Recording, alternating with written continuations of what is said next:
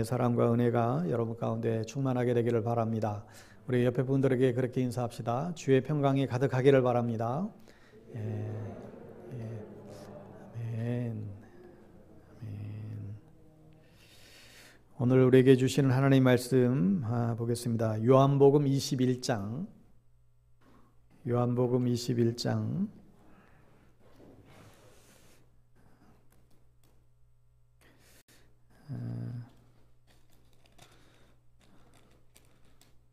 요한복음 21장 1절부터 보겠습니다. 1절부터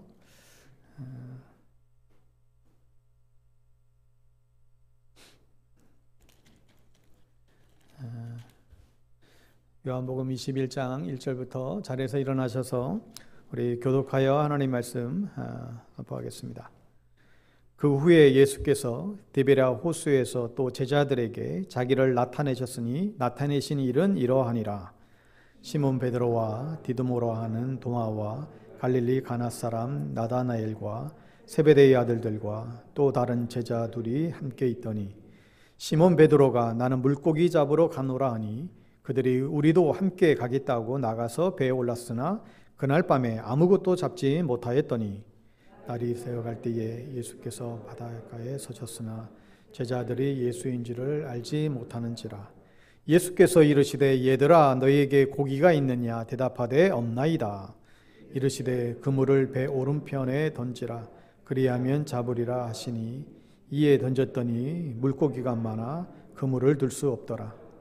예수께서 사랑하시는 그 제자가 베드로에게 이르되 주님이시라 하니 시몬 베드로가 벗고 있다가 주님이라 하는 말을 듣고 겉옷을 두른 후에 바다로 뛰어내리더라. 다른 제자들은 육지에서 거리가 불과 한 50칸쯤 되므로 작은 배를 타고 물고기 든 그물을 끌고 와서 육지에 올라보니 숯불이 있는데 그 위에 생선이 놓여있고 떡도 있더라.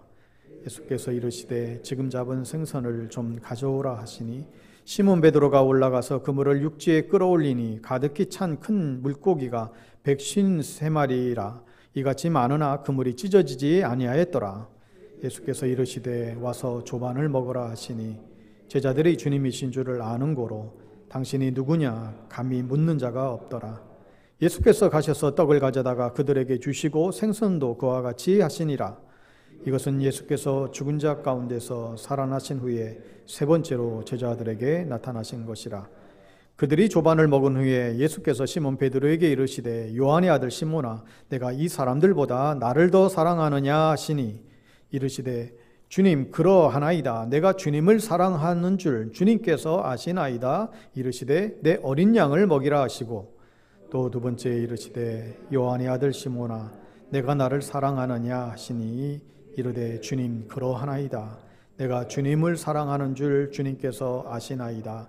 이르시되 내 양을 치라 하시고 세 번째 이르시되 요한의 아들 시몬아 내가 나를 사랑하느냐 하시니 주께서 세 번째 내가 나를 사랑하느냐 하심으로 베드로가 근심하여 이르되 주님 모든 것을 아시오매 내가 주님을 사랑하는 줄을 주님께서 아시나이다. 예수께서 이르시되 내 양을 먹이라. 내가 진실로 너희에게 이르노니 내가 젊어서는 스스로 띠띠고 원하는 곳으로 다녔거니와 늙어서는 내 발을 벌리리니 지 아니하는 곳으로 데려가리라. 같이 읽습니다. 이 말씀을 하심은 베드로가 어떠한 죽음으로 하나님께 영광을 돌릴 것을 가리키심이로라. 이 말씀을 하시고 베드로에게 이르시되 나를 따르라 하시니 아멘.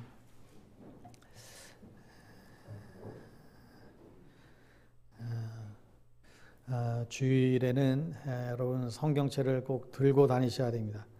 그래서 우리가 이 여러 가지 이제 기기들이 발달하면서부터 다 화면에 이제 성경을 쓰다 보니까 성경책 야에 그냥 놓고 다니고 성경책이 먼지가 쌓여 있는 사람들이 계시는 것 같아요. 그래서 주일에 이제 화면을 이제 안 띄울까 그런 생각을 해봅니다. 그래서 아니 정말 그래요. 그래서 성경책 갖고 다니셔야 됩니다. 여러분 주일이라도 성경책 놔버리게 되면 핸드폰 보면 되잖아요. 그러니까 여러분 그렇게 하지 마세요. 우리 성경책 들고 다니십시오. 오늘은 실패한 자에게도 찾아오시는 예수 그리스도, 이 제목으로 하나님 말씀 나누겠습니다. 예수님께서 부활하시고 제자들에게 먼저 나타나신 후에 제일 먼저 하신 말씀이 샬롬, 너에게 평안이 있을지어다 그랬어요. 그리고 이어서 하신 말씀이 숨을 쉬며 가로되 성령을 받으라, 이 말씀을 하셨습니다. 그런데 그 자리에 마침 도마가 없었지요. 그 도마가 없다가 와보니까 예수님이 다녀갔대요. 야, 웃기지 마, 말이 되냐? 아니, 다녀가셨다니까. 내가 직접 보지 않으면 믿지 못하겠어. 그래서 주님이 다시 도마가 있을 때 한 번 더 찾아오십니다. 그리고 그 못 박힌 손과 발, 그리고 그 옆구리 만져보라고 보여주시죠.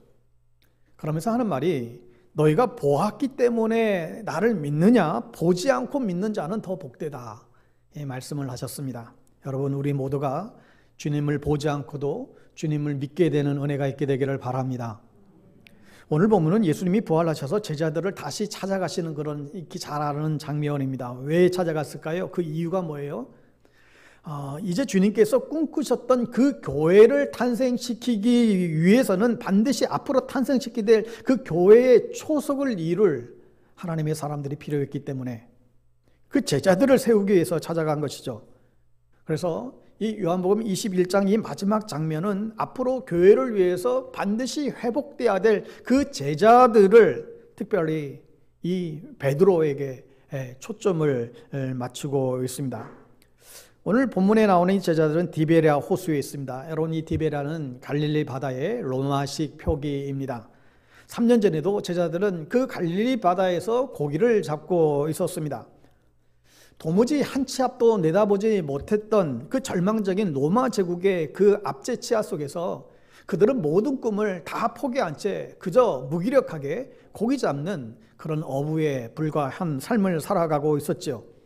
그러한 그들에게 주님은 찾아가 주셔서 다시 꿈을 보여주셨고, 그들이 전에는 전혀 알 수 없었던 새로운 세계에 대해서 그들에게 가르쳐 주십니다.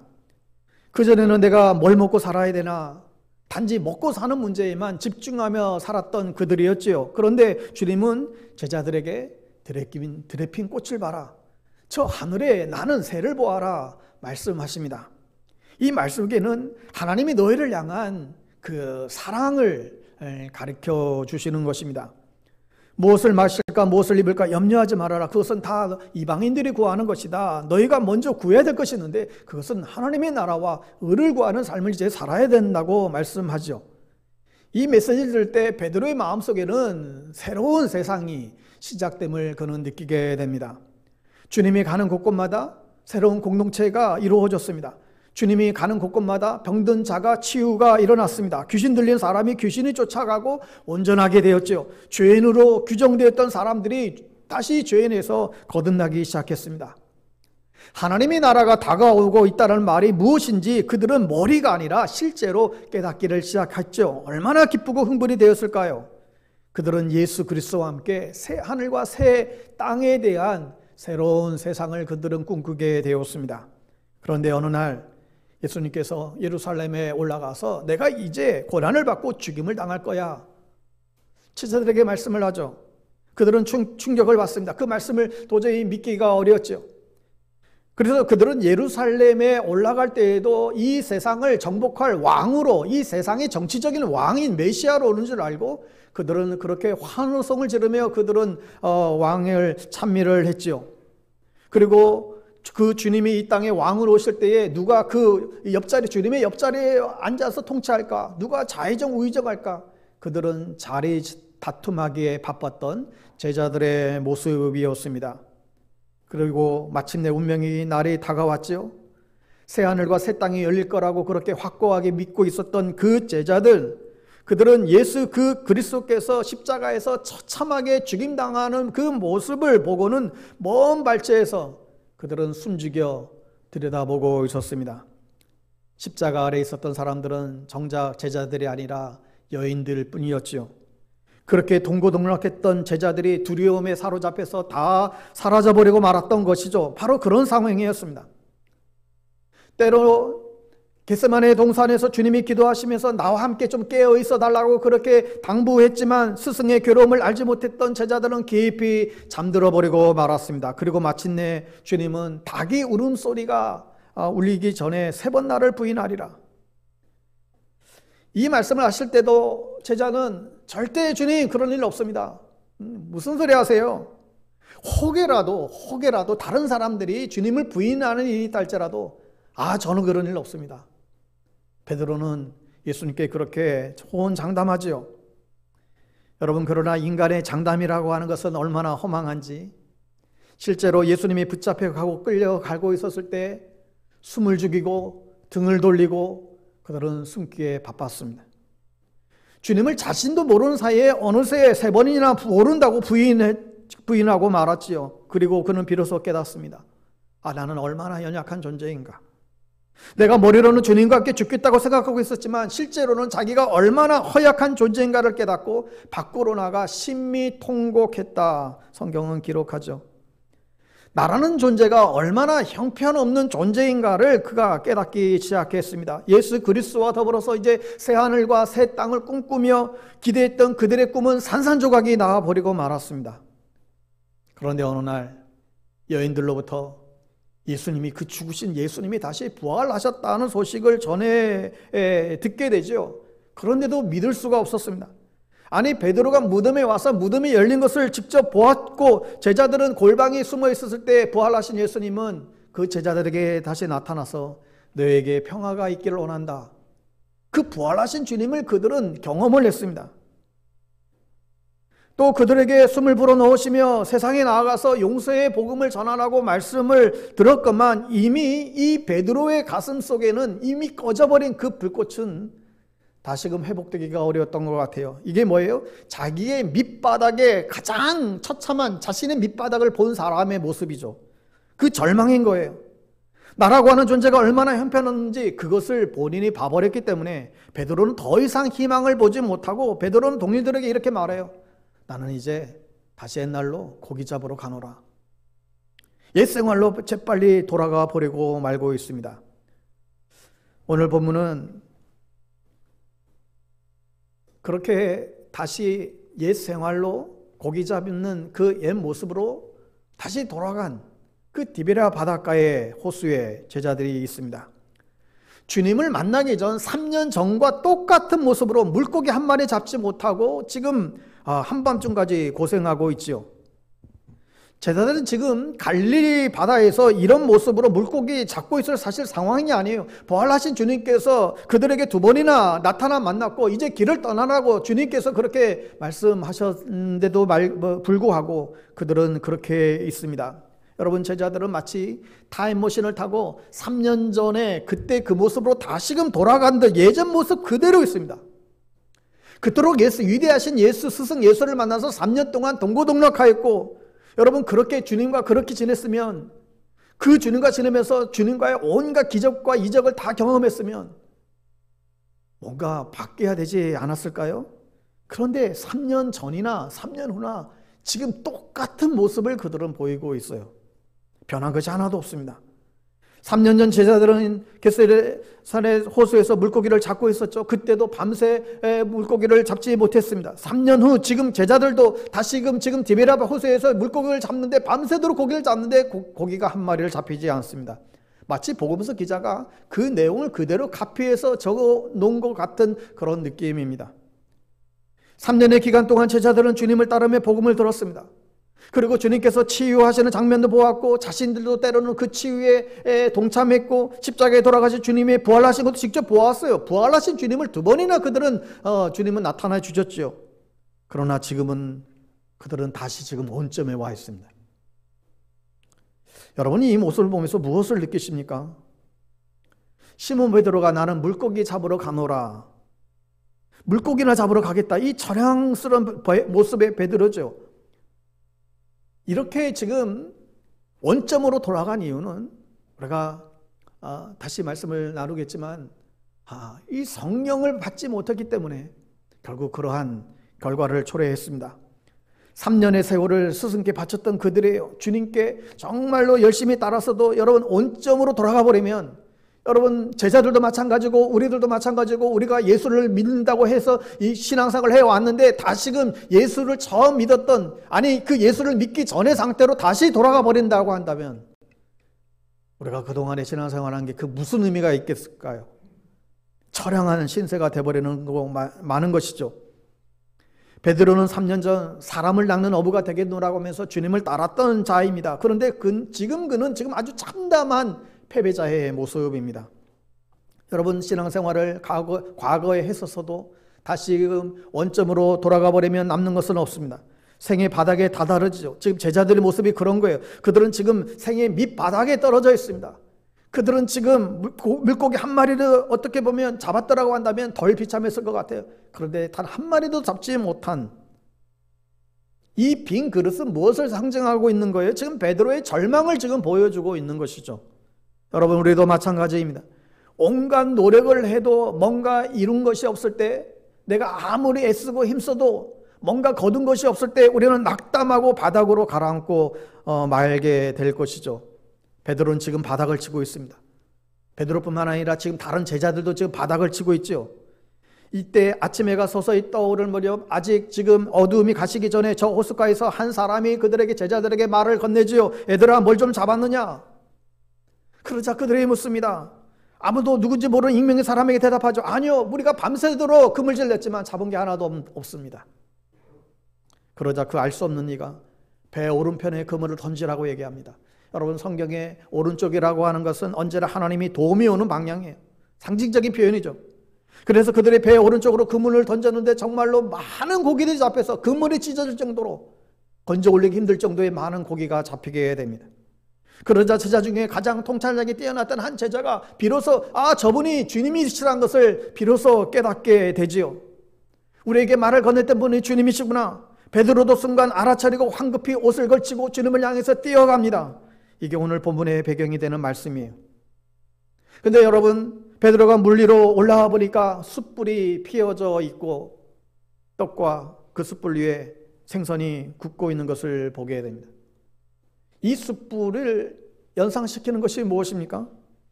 가야바의 법정에서 사람들이 숯불에 불을 쬐고 있을 때 베드로도 예수님이 그 끌려가는 모습을 숨어서 그 사람들 틈에 숨어서 같이 그 격불을 쬐고 있었던 그 숯불을 기억나게 하죠. 그러니까 이 시뻘겋게 타오르는 그 주님이 그 숯불은 그냥 그날 그 가야바의 법정에서 예수님이 끌려가고 있을 때 자신의 그 부끄러운 모습을 환기시켜주는 그런 통로로 주님은 그것을 다시금 불러오고 있습니다. 그 숯불 위에 고기를 굽고 떡을 굽고 있었는데 제자들 가운데 그 누구도 당신 누구입니까? 그 묻는 사람이 아무도 없었어요. 그들은 그분이 예수인 것을 저들은 다 알아차렸죠. 제자들은 손수 아침상을 준비하시니까 주님인 것을 알아봤지만 어느 누구도 아무 말도 할 수가 없었습니다. 이 침묵은 그 지금 바닥의 상황까지 다 밑바닥에 떨어진 자들의 부끄러운 자상이었습니다. 그런데 주님이 제자들에게 하신 말씀이 무엇이죠? 못된 놈들, 니들이 정말 그럴 줄 몰랐다. 아니 해도 그럴 수 있냐? 어떻게 다 나를 버리고 그렇게 도망갈 수 있냐? 니들이 나를 3년이나 동고동락했는데 어쩜 그렇게 한 사람도 남김없이 그렇게 도망갈 수 있냐고. 얼마든지 추궁할 수 있는데 그 못된 제자들 바라보며 정말 한마디 그래도 정말 꾸중할 수 있었을 텐데도 불구하고 어찌 한결같이 그렇게 다 도망가느냐고 그렇게 아쉬운 소리 얼마든지 할 수 있는데도 불구하고 주님은 그런 책망의 소리 단 한마디도 하지 않으시고 그 빈 그물에 지친 그들에게 뭐라고 말씀하세요? 와서 조발을 먹어라. 여러분, 밥을 먹는다라고 하는 것은 굉장히 중요한 의미가 있는 사건이죠. 여러분, 식구라는 말이 있습니다. 식구, 우리 식구. 가족이란 말도 있는데 이 가족이란 말에 이게 한자에서 왔기 때문에 이 그 집가는 이 간머리 안에 이 돼지를 키우는 그런 의미가 있어요. 그게 돼지 제사를 지내는 그런 공동체를 뜻하는 게 사실 이게 우리가 중국에서 넘어올 때 그런 의미가 담겨져 있습니다. 그러니까 반면에 이 식구는 뭐예요? 식구. 가족보다도 이 식구는 밥을 같이 먹는 관계예요. 가축들도 밥은 같이 먹습니다. 한 솥밥 먹는 식구라는 것이죠. 그래서 예수 그리스도께서 가신 곳마다 식탁 공동체가 이루어졌던 것은 모든 차별을 다 없애고 음식을 함께 나눔으로 새로운 식구들이 형성되어졌다는 것을 사실 보여주는 거죠. 여러분 이런 경험 있으세요? 정말 불편한 사람과 밥을 먹으면 어떻게 됩니까? 정말 불편한 사람, 아무리 맛있고 아무리 비싼 곳에 가서 음식을 먹어도 정말 불편한 사람과 같이 밥을 먹게 되면 이게 음식이 코로 들어가는지 입으로 들어가는지 알 수가 없죠. 여러분 그러니 사실 밥은 좋은 사람들과 같이 먹는 겁니다. 이게 식구예요, 식구. 하여 예수 그리스도가 있는 곳곳마다 식탁 공동체가 이루어졌다라고 하는 말은 너는 너고 나는 나라는 그런 분리된 마음이 예수 안에서 다 녹아져 버렸다는 거예요. 예수 안에서는 차별의 담들이 다 무너져 버렸다는 거예요. 이제 식구가 됐다는 거예요. 너와 나 더불어 함께하는 그런 한 식구가 이루어진 것이죠. 여러분 교회가 이런 곳이 되어야 하는 것입니다. 주님은 그들에게 와서 조반을 먹으라라고 말씀하십니다. 와서 조반을 먹으라. 이 말은 내 마음의 아픔, 내 마음의 부끄러움, 내 마음의 상처, 내 마음의 이 못된 이 자아 내가 다 알아. 그러면서 주님이 뭐라고 하시는 거예요? 이거 불쌍한 거 내가 다 품어주겠다는 거예요. 와서 조반을 먹으라 이 말에는 이 제자들이 지금 그 실패의 감정에 억눌려서 지금 패배의 감정에 지금 찌들린 그 낙심할 대로 낙심하고 상할 대로 상한 그들의 마음 주님이 한다는 거예요. 부활하신 주님은 바로 제자들의 옳고 그름의 문제로 판단하지 않고 그 빈 그물에 그 허무함에 놓여 있는 그들의 마음을 지금 품고 있는 것이죠. 이게 조반을 와서 먹으라는 말 속에 담겨진 의미입니다. 그러면 용납해 주는 거예요. 우리가 오해하지 말 것은 예수님은 사랑이 많으셔서 실패한 베드로도 선택한 것이 아닙니다. 베드로는 실패했기 때문에 선택된 거예요. 베드로가 실패했기 때문에, 다시 말하면 여러분 실패자만 우리는 주님의 선택을 받게 되고 그를 통해서 하나님이 역사하시기 시작합니다. 왜 그럴까요? 그 이유는 하나죠. 전적으로 주님을 의지하는 마음은 실패를 경험한 사람들에게 오는 거예요. 정말 내 힘으로, 내 노력으로, 내 의지로 해보려고 애썼던 사람들, 그러나 그게 안 됐을 때, 그 실패를 경험했을 때 비로소 하나님을 의지하게 되는 것이죠. 이것을 인식하지 못하게 되면 우리는 끊임없이 자기 지혜와 노력과 열심을 의지하게 됩니다. 어느 신학자는 설명하기를 구원받음이란 내가 하나님에 의해서 받아들여졌다는 사실을 내가 받아들이는 것이다, 이렇게 표현했어요. 나는 하나님 앞에 받아들이기에는 너무나 부끄러운 그런 존재입니다. 그럼에도 하나님이 나를 당신의 아들과 딸로 나를 받아줬습니다. 이 사실을 용납해 주셨다는 이 사실을 내가 받아들인다. 이 사실을 받아들였을 때 우리는 구원받음을 경험하게 된다라고 했습니다. 제가 사춘기 시절에 고등학교 1학년 때 가출했던 경험이 있어요. 제주에서 서울로, 저 제주도에서 서울로 대단한 가출이었습니다. 용기 있는 자만 할 수 있었다. 와서 어쩌지 하다가 숨어 살고 있었는데 그때 부모님이 갑자기 나타나신 거예요. 집 문을 열고 나갔더니 야 누가 왔다. 나가봤더니 부모님이 앞에 계세요. 얼마나 놀랐는지. 그런데 한마디 야단도 치지 않으시고 네 원하는 게 뭐니? 학교는 벌써 지금 휴학 처리를 했고 서울로 전학을 오든지 아니면 내년에 다시 복학을 하든지 내 원하는 대로 하라는 거예요. 그때 뭐 여러 가지 많은 감정이 교차가 됐지만 나를 다시 아들로 받아주었다. 나를 다시 아들로 거둬주었다. 이것을 경험하게 됐죠. 시몬 베드로도 이런 사랑을 경험하게 된 것이죠. 그러니까 예수 그리스도라고 하는 분은 바리새파나 서기관들처럼 저 사람이 불행을 겪고 있는 것은 저 사람 죄 때문이야, 판정하는 사람이 아니라는 거예요. 바리새들은 어떻게 해서요? 저 사람 저렇게 된 것, 저 사람이 저 집안에 저렇게 불행하게 된 것, 저 사람이 가진 죄 때문이야. 아니, 저 사람의 부모 죄 때문이야. 사람들은 다 판정하고 다 판단하고 그러기에 바빴죠. 그런데 예수님은 이 사람의 불행이 누구 때문인지 따지지 말고 하나님은 내가 저 불행한 사람들을 만났을 때 내가 어떻게 하는 것이 하나님이 기뻐하실까, 그걸 물으라는 거예요. 불행한 사람을 만났을 때 우리가 저 사람이 왜 저렇게 불행이 되는지 그것을 판단하지 말고 저 불행에 빠진 사람을 어떻게 하는 것이 하나님이 기뻐하는 것일까? 그걸 물으라는 것입니다. 신학교 다닐 때 동료들끼리 이런 논쟁을 붙을 때가 있었습니다. 우리가 지하철 타고 다니면서 늘 이제 그때 당시에 늘 이제 소위 이제 국어를 하시는 분들이 여러분들이 계셨어요. 그래서 그때마다 이거 매번 이거 줘야 되나 말아야 되나. 그래서 한 번은 그런 얘기를 하다가 그 돈 보니까 줘봐도 저거 뭐 주자마자 사람들한테 돈 주면 다시금 또 술 마시고 또 막 더 하게 될 건데 저 사람들 도와줘서 안 된다고, 저 사람들 더 망치게 하는 거라고. 또 한쪽에서는 그래도 줘야지, 저 사람 당장 먹을 게 없지 않느냐. 여러분은 어떻게 생각하세요? 그때 모아진 결론은 도와주자는 거였어요. 그 돈 가지고 저 사람이 술을 사 먹든 뭘 하든 그거 따지지 말고 우리 나그네에게, 강도 맞은 사람에게 당신 왜 그렇게 됐냐고 우리 따지지 말고 그냥 도와주는 게 우리의 바른 자세다. 이렇게 의견을 모았습니다. 따지지 말고 하나님은 내가 어떻게 하는 것이 기뻐하실까를 물어야 한다는 거예요.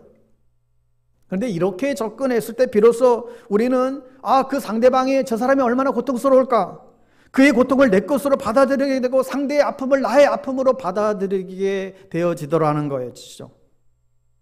우리가 이러한 예수 그리스도의 마음을 배워야 하는 것입니다.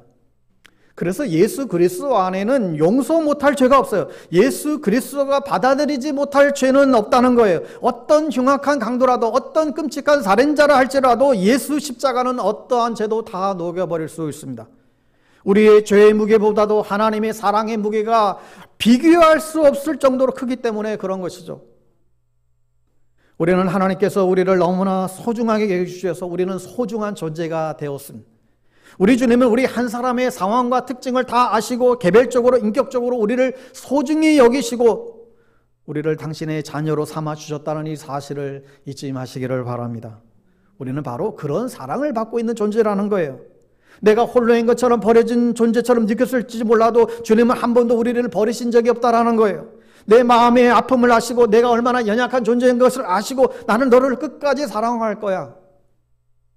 여러분, 이것을 느낄 때 이게 이 받아들여짐의 이 경험이에요.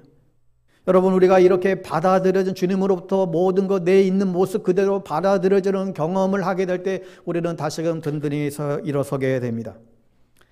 여러분, 스테인글라스, 아름다운 스테인글라스 유리 여러분 아시죠? 그게 뭐예요? 이게 다 조각난 유리로 만들어졌지만 그게 합쳐져서 하나의 형태를, 그림을 이루고 그게 거기에 빛이 비춰졌을 때 더 놀라운 아름다운 모습을 드러내는 것이죠. 그것처럼 하나님은 흠 없는 사람을 통해서 세상을 꿈꾸는 분이 아니라 이 땅에 우리처럼 흠 많고 조각나고 고통스러워하는 사람을 온전케 하심으로 우리를 하나님의 나라를 이끌어갈 그런 사람으로 세워 가신다는 거예요. 그러니까 정말 치유라고 하는 것은 성형수술을 통해서 우리의 수술 자국을 없애주는 것이 아니라 내 상처의 흔적을 아름답게 바꿔주는 거예요. 상처 없는 사람으로 만들어주는 것이 아니라 상처와 그 부끄러움을 아름다움으로 바꾸어내는 거예요.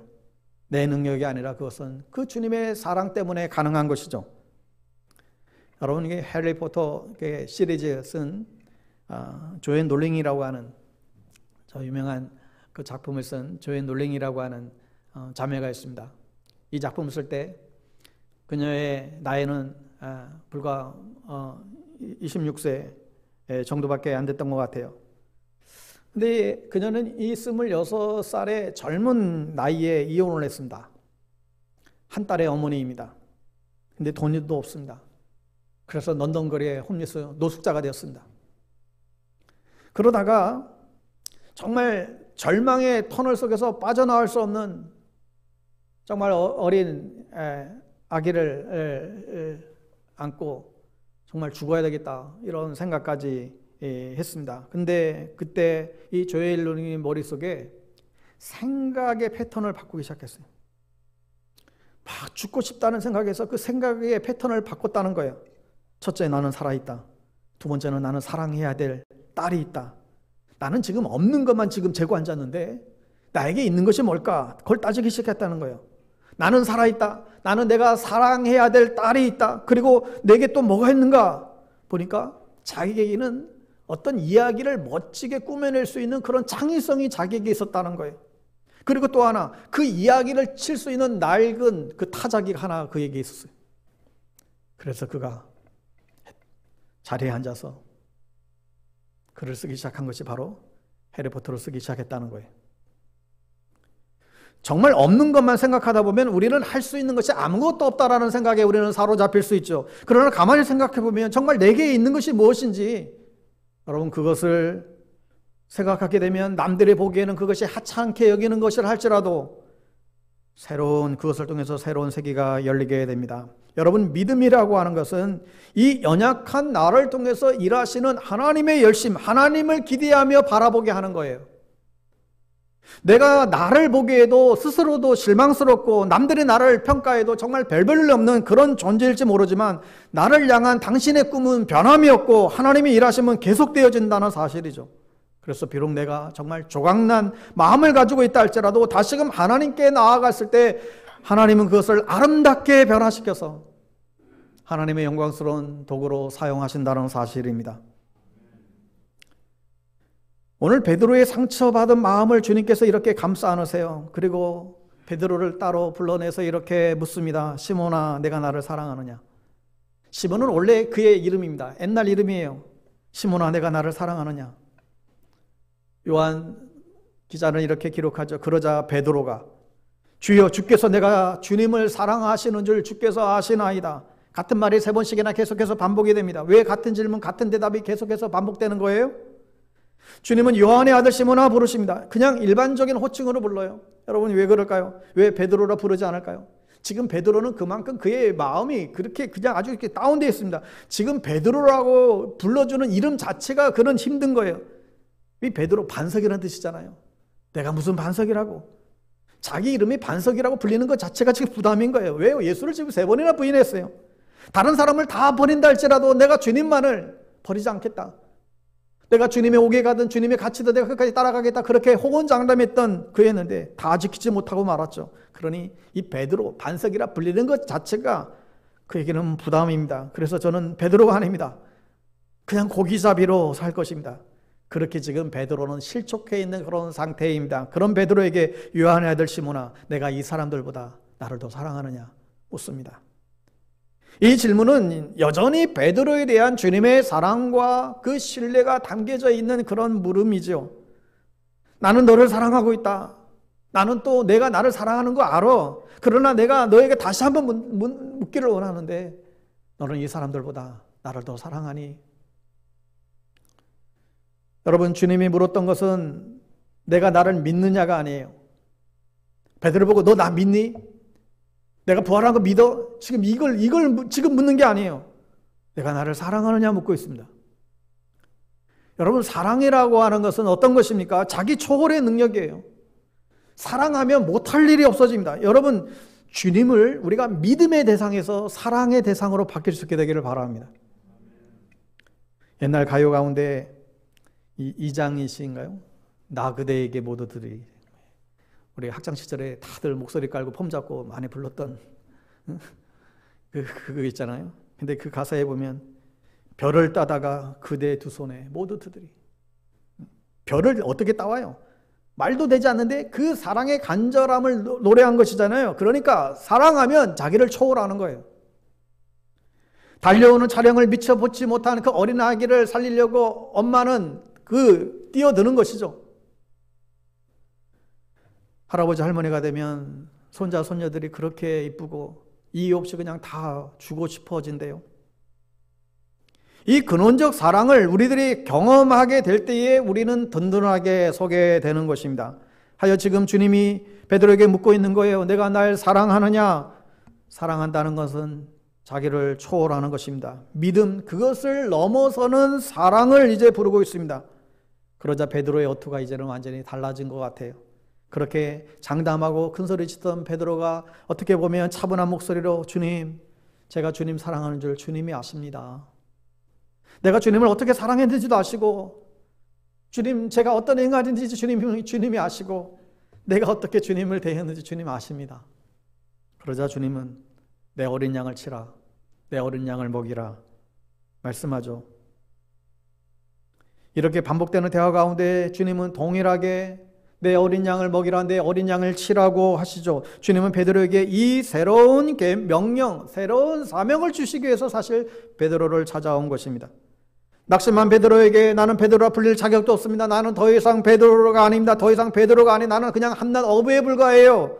이렇게 생각하고 절망 가운데 있었던 베드로에게 찾아가서 그를 다시 일으켜 세우시고 그들에게 놀라운 사명을 주시는 것이죠.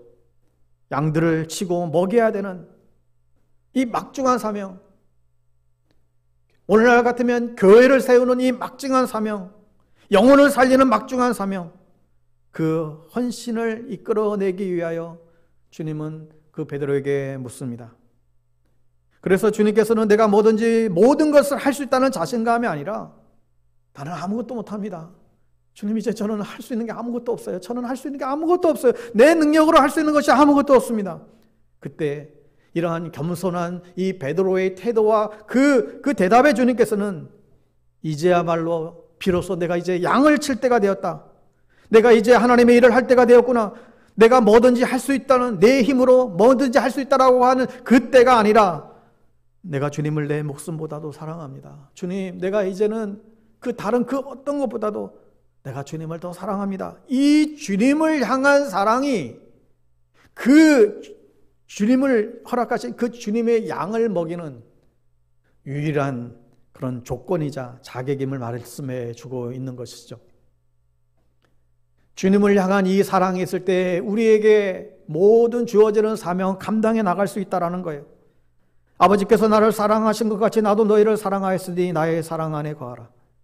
그래서 베드로는 양을 치고 양을 먹이는 그런 사람이 되었습니다. 여러분, 어쩌면 베드로는 현명한 사람이 결코 아닙니다.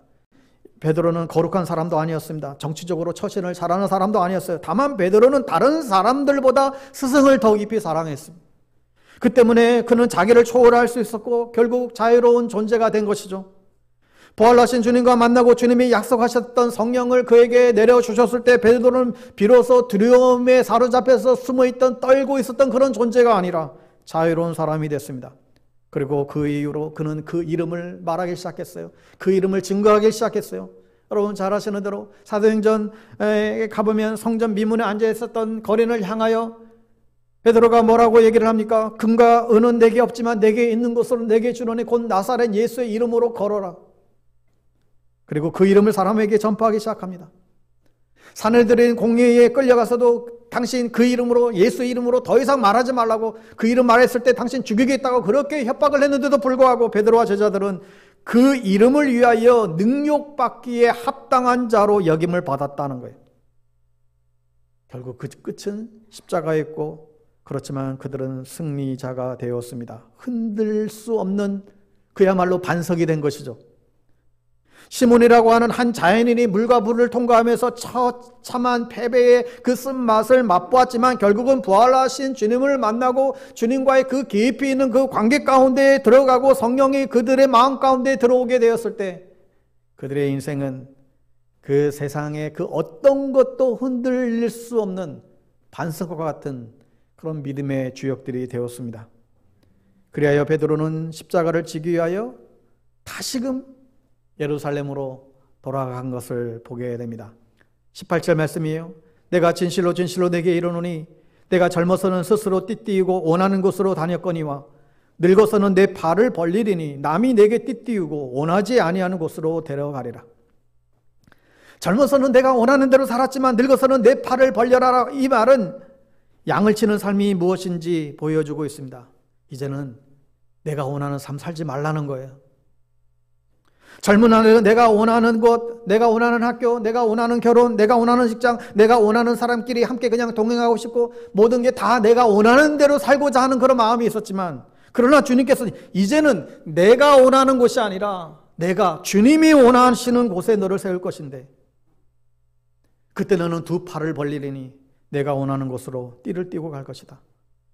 주님이 마지막으로 끌고 가시는 곳이 어디라고요? 두 팔을 벌려야 된다는 거예요. 뭘 상징하네? 십자가를 상징하는 거예요. 나는 죽고 우리 안에 예수 그리스도가 다시 살아나는 삶. 십자가의 자리까지 내가 너를 데려갈 것이다. 여러분, 그래요. 이 십자가의 자리는 누구도 자기 의지로 갈 수가 없어요. 주님이 데려가 주셔야 그 영광의 자리까지 비로소 우리는 가게 됩니다. 19절에 이 말씀을 하시면 베드로가 어떠한 죽음으로 하나님께 영광을 돌릴 것을 가리키심이리라. 사도 요한은 기록하고 있습니다. 그래 베드로는 십자가에 거꾸로 매달려 순교했다라고 전해주고 있죠.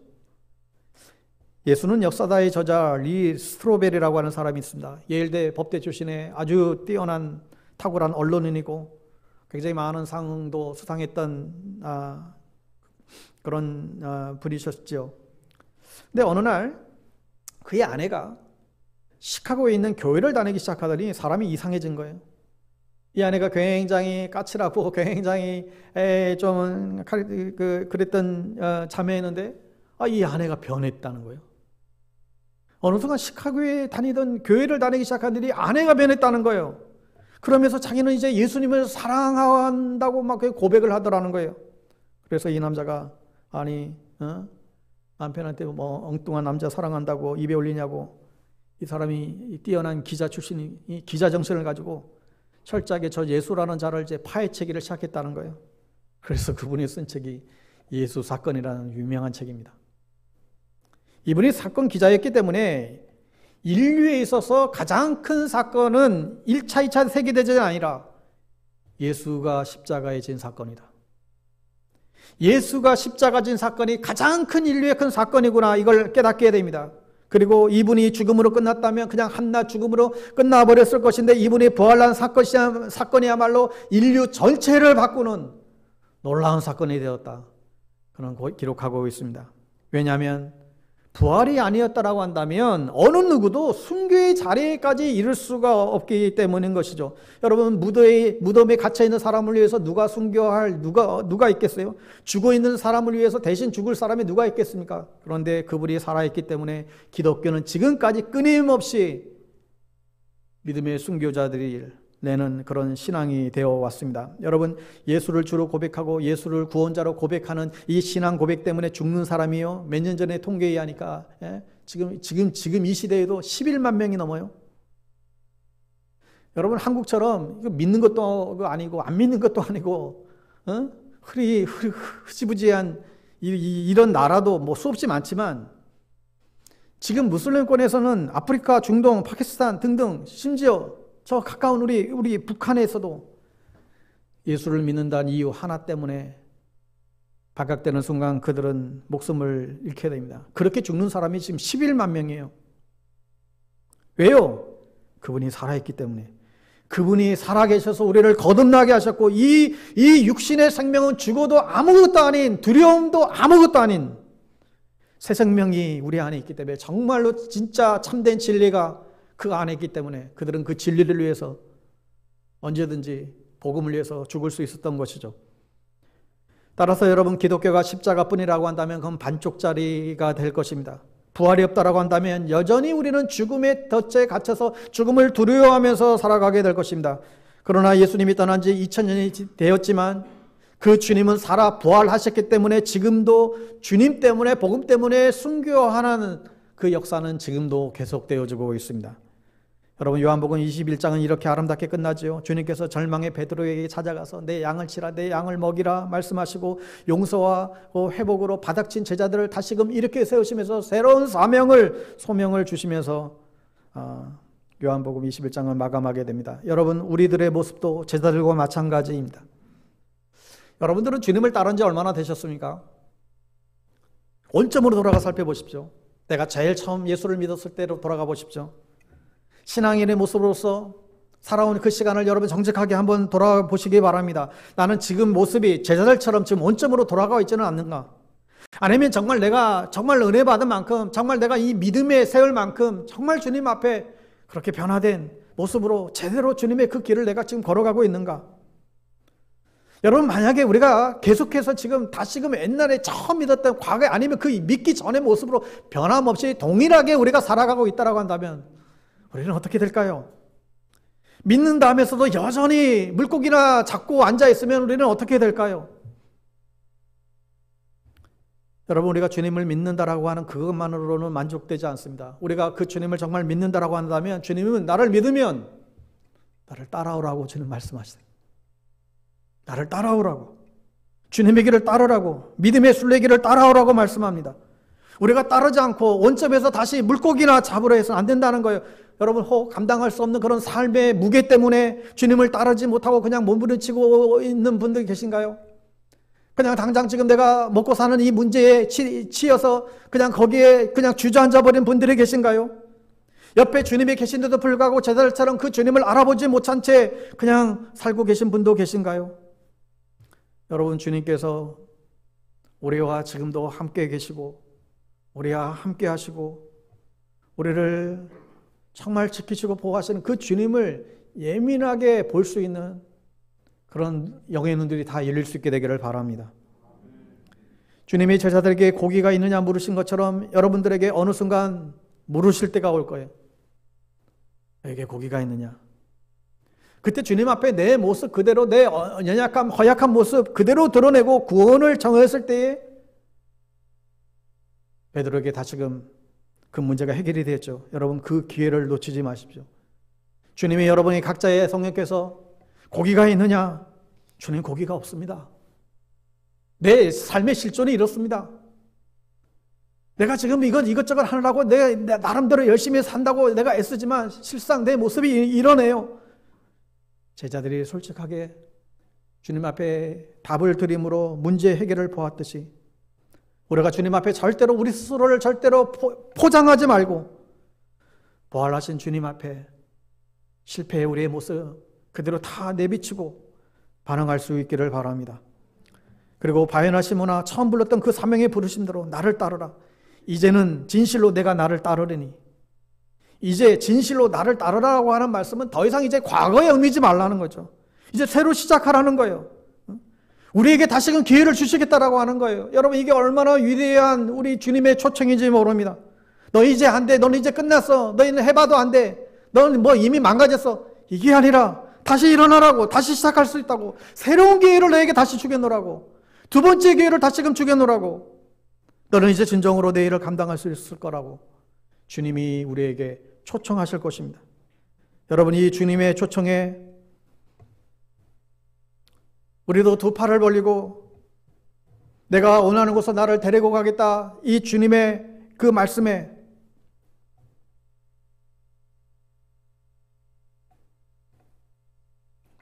온전히 마음으로, 온전히 가슴으로 그 부르심에 반응하며 응답하며 나아가는 저와 여러분 다 될 수 있기를 바랍니다. 주님이 우리가 주님 앞에 갔을 때 주님 분명히 물으실 겁니다. 뭐 하다 왔냐고. 이 땅 가운데 나에게 주신 사명 얼마나 감당하다 왔냐고. 내게 맡겨진 영혼들, 내게 맡겨진 이 땅에 있는 교회들 너는 어떻게 하다 왔냐고. 어떻게 돌보고 어떻게 섬기다가 왔냐고 분명히 물으실 것입니다. 바라기는 부활하신 주님과 우리가 주님 나라 가기까지 끝까지 동행하며 이 복음의 증인된 삶 우리가 잘 살아내다가 영광스러운 주님의 보좌 앞에 이르는 저와 여러분 다 될 수 있기를 주의 이름으로 간절히 축원드립니다. 기도하겠습니다. 하나님 아버지, 부활해서라도 끝까지 우리에게 찾아오시는 주님의 은혜와 사랑을 감사를 드립니다. 수치와 절망에 빠져서 정말 힘없이 낙담 가운데 있을 때 우리에게 사랑으로 채워주시고 다시 기회를 주시고 힘을 주시는 주님, 이제 좌로나 우로나 치우치지 않고 주님 걸어가신 길 묵묵히 걸어가는 저희들 되게 하여 주시옵소서. 이미 승리하신 주님, 이제는 그 주님과 동행하며 주님 뜻하신 길, 주님 허락하신 그 길 걸어가는 우리 모두 되게 하여 주시옵소서. 예수님의 이름으로 기도드립니다. 아멘.